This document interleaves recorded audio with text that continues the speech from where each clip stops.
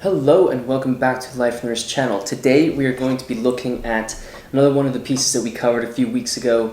This is a Jaeger LeCoultre Memovox reference 3025. I am a huge proponent of Memovoxes. I've spoken about alarm complicated pieces, specifically Memovoxes at length on Life on the Wrist, and I'm very excited to show you guys this watch, talk a little bit about its history, its movement, and give you some close-ups of the watch, and also have the I'm going to play the alarm sound for you.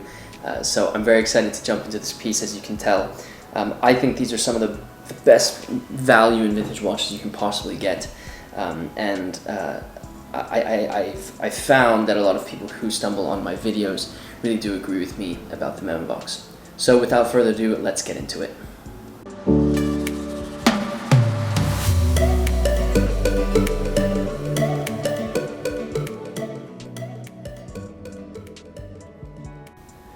If you have followed Life on the Wrist even for a short time, you are aware of our love affair with the Memovox. The Memovox models manufactured by Jaeger LeCoultre feature an alarm complication. You can learn more about the alarm complication in our series called Complications Explained. You can also see our discussion as to why we think the Memovox is one of the best values in vintage watches.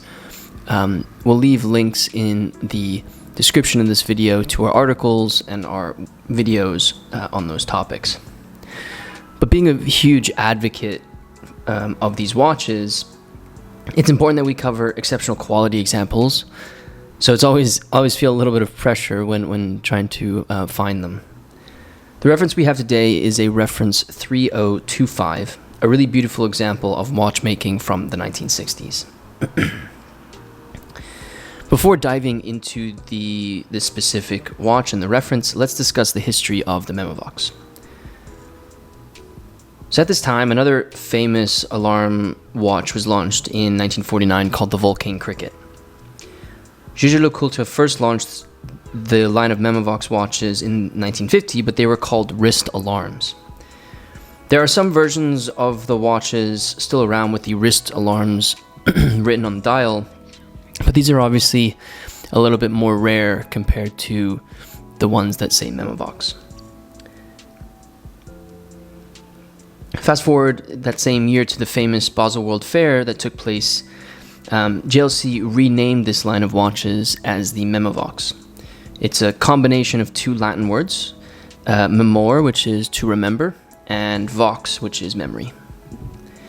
Many other brands launched their own versions of alarm wrist watches, including Girard Perregaux with their alarm watches like the reference 7742 that we've actually covered on Life on the Wrist, as well as Tudor with their Tudor Advisor. The original references of the Memovoxes were launched with the caliber 489 manual wind movement. There was a small run of Memovoxes that used the caliber 601 movement that were produced in 1953. This is really known as kind of a transitional caliber and is likely the most rare of all Memovox calibers.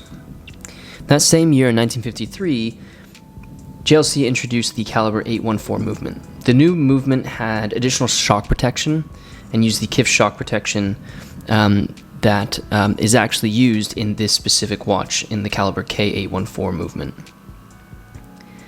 In 1956, JLC produced their first automatic Memovox with the caliber 815, which was the no-date version, and the 825, which featured a date, and those were both bumper movement watches. These movements were famously used in their dive watches like the 200-meter rated Deep Sea. Additional calibers were released after this, but we're going to save that discussion for another time. So we'll dive a little bit more into this caliber now. So the reference 3025, this reference 3025 was manufactured in 1962. This places the manufacturing of the movement in this watch towards the end of the use of the caliber 814 movement, which was replaced in 1964 with the caliber 910, the no-date version, and the 911 with that featured a date. The reference features this really incredible silver dial that has some of the most beautiful patina on the inner disc of the dial, as you can kind of see. The outer disc remains pretty silverish, but then you have this really beautiful gold hue that has developed on that inner disc. The dial has applied hour markers, as you can see, and JLC logo at 12 o'clock. The detailed finishing on the hands, which I'll see if I can get a close-up here for you. But if you can see the detailed finishing on the hands of this watch,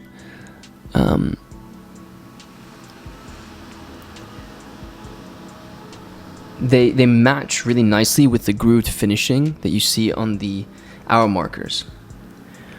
The watch has 2 crowns, both signed with the JLC signature. One winds the watch, and the other winds the alarm complication. And we'll make sure to play that alarm complication so you can hear what it sounds like. Removing the case back of the watch reveals some additional information about the watch. The case back shows that it was cased and timed in the USA.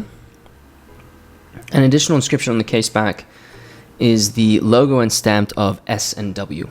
S&W was Schwab and Wiespat Case Company. S&W was founded in the 1920s and 1930s. 1920s and 1930s, was located in Manhattan, New York. They were originally located across the street from the UN, but later relocated to Woodside, New York. You can see the little bit of the marking here, but on the inside of the case back, it's more prominent. Schwab and Wiespat manufactured cases for companies like Hamilton, Elgin's, Longines, Girard Perregaux, and Rolex, and they closed their doors in 1963. This inscription indicates that the case was made by Schwab and Wiespat and brought together with the JLC caliber 815, caliber 814 movement, manufactured in Switzerland and then imported in the USA. The movement also features the VXN import stamp on the movement. To avoid high import taxes and duties on watches, Swiss brands from this period imported just the movements into the USA. They oftentimes worked with case makers like Schwab and Wiespat to manufacture the cases, and then they would have the movement and the case come together. LeCoultre's brand was managed by the Longines Wittnauer Group in the USA, and VXN was the import code used for LeCoultre movements. There is a misconception that VXN meant that Vacheron Constantin imported the movement, because Vacheron Constantin watches use the same import code for the USA market during this time. All this really means is that the US importing company used the stamp for both brands. Of course, the caliber 814 is really beautifully finished. We have put some pictures of the movement on our Instagram, so if you want to see them, go check that out. It's also interesting to listen to the alarm complication. Similar to repeater watches, different case designs and metals sound differently when an alarm or a repeater mechanism is working. What I'll do now is I'll wind up the alarm so you can hear it.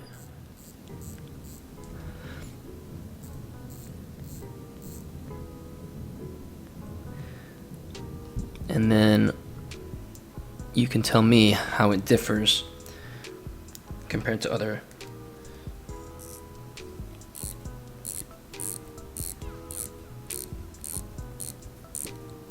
watches that you have heard with an alarm complication.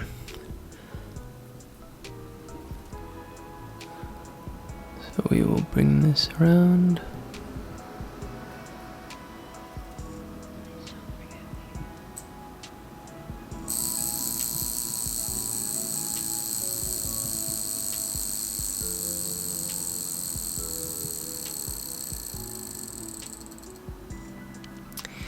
We luckily had the opportunity to compare this watch live with the Girard Perregaux reference 7742, which has a stainless steel case. This one obviously has a gold filled case.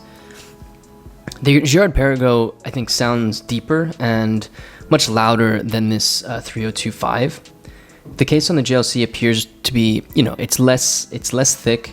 It has gold plating on it, which I think has an impact on the sound that the repeater is going to make. And it's really exciting when you can compare these two sounds. If you haven't seen our video on the Girard Perregaux reference 7742, I encourage you to do so, because then you can hear how that movement sounded compared to this one. On the wrist, as always, these watches are incredibly nice to wear. I'll let it focus up here for you. But you can see wears really nicely on the wrist. I think the fairly thin lugs make it sit just a bit, essentially right on size for the case. They don't really angle too extreme. You know, the angle towards your wrist for the lugs are not super extreme, so it really does fit kind of essentially what it measures is how it kind of fits on your wrist. But the smaller lugs, I think, make it sit. It really brings the focus onto the dial of the watch. The Memovox will always have a place in watchmaking history. They'll also have an important place on Life on the Wrist, and this caliber 3025 is no exception. It's incredible watchmaking, beautiful history, and patina to make any watch collector swoon. I hope you enjoyed taking a look at this reference 3025 from Jaeger LeCoultre. I really love this piece. The patina is incredible on the inner disc. I think it's such a unique looking patina. What's really interesting is we had a Memovox, I want to say a couple years ago, and the patina that it had developed was very similar to this one, where the inner disc really was where the patina formed, and that outer disc really kept its sort of original silver look. So a really interesting sort of, parallel between those two specific pieces. They're not the same reference, which is obviously the first thing I checked. But I really hope you enjoy taking a look at this piece and hearing its alarm sound. If you have one, I'm sure that you probably would be able to compare what this one sounded like and what yours sounds like. So let me know in the comment section below if you do hear a difference in sound. As I mentioned, we did have a chance to compare this to the Girard Perregaux reference 7742, and the alarm sounds so different. I mean, I actually have it right here. If you even just look at the size of this case for the 7742 and you compare it with this one, you can see that you can see that the cases are just so different in design and in heft. If you look at the lugs of the Girard Perregaux, they're much thicker, much more robust, whereas you have a little bit more of an elegant, daintier lug on the Memovox. So two really cool watches that I was able to compare live, and it's so interesting to do so. I hope you enjoyed this video. As always, we will have an article where we go in depth about this specific piece, so be sure to head over to lifeonthewrist.com if you want to read that story. There will also be links in the description to some of the articles that we referenced in this video, so be sure to check out the description of this video. If you are new to Life on the Wrist, be sure to subscribe to the channel and share this video with a friend who might be interested in watches. We'd love to have you both part of the Life on the Wrist channel. If you wouldn't mind liking this video, it really does help me out. With that said, guys, I hope you have a wonderful rest of your day, and I will see you in the next video.